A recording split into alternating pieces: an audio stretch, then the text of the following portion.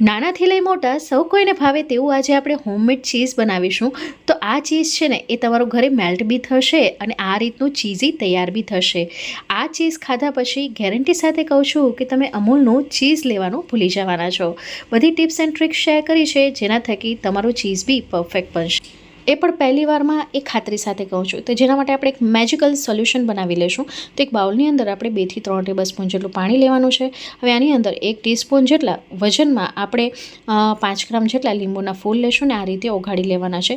એકદમ ઓગળી જાય ત્યારબાદ આપણે ખાવાનો સોડા નાખીશું, એ પણ વજનમાં 5 ગ્રામ જેટલો છે અને ચમચીની મદદથી માપીએ તો 1 ટીસ્પૂન જેટલું છે. હવે આ બબલ્સ બેસે ને ત્યાં સુધી આપણે રાહ જોવાની છે, એકદમ બેસી જવા જોઈએ. તો એના માટે કરીને આપણે આને સાઈડમાં મૂકી દઈશું. ત્યાં સુધી આપણે દૂધને ગરમ કરી લેશું. તો જાડા તળિયાવાળું આપણે વાસણ લેવાનું છે, એની અંદર થોડુંક પાણી નાખી દઈશું જેથી દૂધ છે ને એ તળિયે ચોટે નહીં. હવે મેં આ 2 લીટર જેટલું દૂધ લીધું છે. અહીં ફૂલ ફેટવાળું દૂધનો આપણે ઉપયોગ કરીશું જેથી આપણું જે પ્રોડક્ટ છે ને એ વધારે નીકળે. પાતળું દૂધ લેશો તો એનામાંથી ચીઝની ક્વોન્ટિટી ખૂબ જ ઓછી નીકળે છે, એટલે જ ફૂલ ફેટવાળું દૂધ ઉપયોગમાં લેવામાં આવતું હોય છે.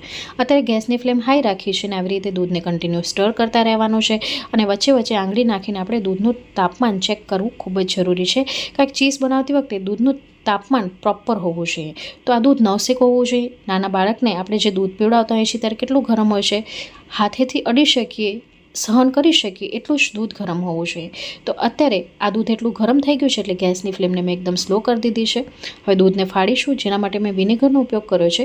તો 1 ટીસ્પૂનની મદદથી હું થોડું થોડું આવી રીતે વિનેગર નાખતી રહીશું અને એને ચલાવતી રહીશું. હળવા હાથેથી ચલાવવાનું છે. વિનેગરની જગ્યાએ તમે અહીં લીંબુનો રસનો પણ ઉપયોગ કરી શકો છો અને દહીંનો પણ ઉપયોગ કરી શકો છો. આવી રીતે થોડું થોડું કરીને નાખવાનું છે. ગેસની ફ્લેમ સ્લો રાખવાની છે જેથી દૂધ વધારે ગરમ ન થઈ જાય. વધારે ગરમ થઈ જશે તો એનામાંથી પનીર બની જશે, એનું ટેક્સચર હાર્ડ આવશે અને એ ચીઝ છે ને તમારું મેલ્ટ નહીં થાય. તો એ વાતનું ખાસ ધ્યાન રાખવાનું છે. તો નાની ચમચીનો ઉપયોગ કરીને થોડું થોડું નાખતા જઈશું. ક્યાં સુધી નાખીશું એ તમારી દૂધની ક્વોલિટી ઉપર મેટર કરે છે. તમે ફક્ત અહીંયા ટેક્સચરને જુઓ. આ રીતે દૂધ કડલ થવા લાગે ત્યાં સુધી આપણે હજી નાખતા રહીશું. હજી એનું જે પ્રોપર ટેક્સચર આવશે એટલે હું તમને જણાવીશ કે ત્યાં સુધી આપણે નાખવાનું છે. તો મેં અત્યારે હાફ કપ જેટલું વિનેગર લીધું છે, એનામાંથી હું નાખતી રહીશું. થોડું થોડું કરીને નાખશો, એક ભેગું નથી નાખવાનું, એ વાતનું પણ તમારે ધ્યાન રાખવાનું છે. તો આ ઝીણી ઝીણી બાબતોનું જો ધ્યાન રાખશો તો તમારું ચીઝ બી પહેલી વારમાં પરફેક્ટ બનશે. હવે અહીંયા તમે જોઈ શકો છો કે દૂધ છે ને એ ફાટી રહ્યું છે. હજી એનું પ્રોપર ટેક્સચર નથી આવ્યું. એ ક્યારે ખબર પડે? જ્યારે દૂધમાંથી પાણી છૂટું પડશે અને થોડોક લીલાશ કલરનો પકડશે, જેમ આપણે પનીર બનાવતા હોઈએ છીએ એ રીતે. તો એ સ્ટેજ સુધી આપણે વિનેગર એડ કરતા રહેવાનું છે. અહીં તમે જોઈ શકો છો કે હવે દૂધનો કલર થોડોક લીલો થઈ ગયો છે, પાણી છૂટું પડવા માંડ્યું છે. એટલે હવે હું ગેસની ફ્લેમને બંધ કરી દઈશ. હવે હું આની અંદર વિનેગર નહીં ઉમેરું. હવે લીડ કવર કરીને આપણે એઝ ઇટ ઇઝ આને 5 મિનિટ સુધી રહેવા દઈશું. 5 મિનિટ પછી આપણે આને સ્ટ્રેનરની મદદથી સ્ટ્રેન કરી લેવાનું છે. એટલે પાણીનો ભાગ છે, જે વે પ્રોટીન છે એ દૂર થઈ જશે અને આપણો જે ચીઝનો ભાગ છે ને એ દૂર થઈ જશે. તો અહીં તમે જોઈ શકો છો કે પનીર બનાવીએ છીએ એટલું આ હાર્ડ તૈયાર નથી થયું. ચીઝ જેવું સોફ્ટ હોય છે ને એવું જ આ તૈયાર થયું છે. તો બસ હવે આપણે આને સ્ટ્રેન કરી લઈશું. આ પાણીનો ઉપયોગ તમે લોટ બાંધવામાં કરી શકો છો, કઢી બનાવવામાં કરી શકો છો. આમાં વે પ્રોટીન હોય છે, બહુ જ હેલ્ધી હોય છે. તો ફેંકી ન દેતા આનો આપણે ઉપયોગ કરી લેવાનો. હવે અહીં પાણી નિતારીને આપણે એને સ્ક્વીઝ કરીને આનામાંનો જે વધારાનું પાણીનો ભાગ છે ને એ કાઢી નાખશું. એકદમ પણ સ્ક્વીઝ નહીં કરી નાખીએ જેથી એ હાર્ડ થઈ જાય. તો આવી રીતે આપણે હાથમાં લઈને એક બોલનો શેપ આપીને આપણે એને સ્ક્વીઝ કરતા રહીશું. એટલે જે વધારાનો દૂધનો ભાગ હશે ને એ નીકળતો જશે, પાણીનો ભાગ છે એ નીકળતું જશે અને આ રીતનું સોફ્ટ ટેક્સચરવાળું આપણે ચીઝ તૈયાર મળશે. તો આવી રીતે મેં અહીંયા બધામાંથી વધારાનું પાણી અને દૂધ કાઢી લીધું છે અને આ રીતનો આપણો બોલ તૈયાર થઈ ગયો છે. હવે આને આપણે મિક્સર જારમાં ટ્રાન્સફર કરીશું. અહીં તમે જોઈ શકો છો આટલું સોફ્ટ એ તૈયાર થયું છે. તો આ બધા મિશ્રણને છે ને આપણે મિક્સર જારમાં ટ્રાન્સફર કરી લઈશું. હવે આની અંદર આપણે બીજા ઇન્ગ્રીડિયન્ટ ઉમેરીશું. હવે આની અંદર આપણે જે સોડિયમ સિટ્રેટનું સોલ્યુશન બનાવી રાખ્યું હતું એનામાં તમે જોઈ શકો છો બિલકુલ પણ બબલ્સ નથી અને પાણી જેવું ટ્રાન્સફર થઈ ગયું છે. તે બધું મિશ્રણ નાખી દેવાનું છે. સાથે આની અંદર 2 ટેબલસ્પૂન જેટલો આપણે બટર નાખીશું. બટરની જગ્યાએ તમે ઘીનો પણ ઉપયોગ કરી શકો છો. બટર હોય તો બટરનો ઉપયોગ કરીશું. હવે આને આપણે ચર્ન કરી લઈશું. એટલે આ રીતનું એકદમ ક્રીમી ટેક્સચરનું આપણે તૈયાર મળશે. હવે આની અંદર મીઠું નાખીશું. બટર મારું સોલ્ટી હતું એટલે મેં થોડુંક જ મીઠાનો ઉપયોગ કર્યો છે. ત્યારબાદ સારી રીતે આપણે એને મિક્સ કરી લેશું. બાજુમાં તપેલીમાં પાણી ગરમ કરવા માટે મૂકી દીધું હતું. તો અત્યારે આપણે ડબલ બોઇલર ટેકનિકનો ઉપયોગ કરવાના છે. તમે માઇક્રોવેવનો બી ઉપયોગ કરી શકો છો. થોડી વારે તમારે ચેક કરતા રહેવાનું. આ ગરમ પાણી છે ને બાઉલને ટચ ન થવું જોઈએ અને આ બાઉલ છે તમારું હીટ પ્રૂફ હોવું જોઈએ.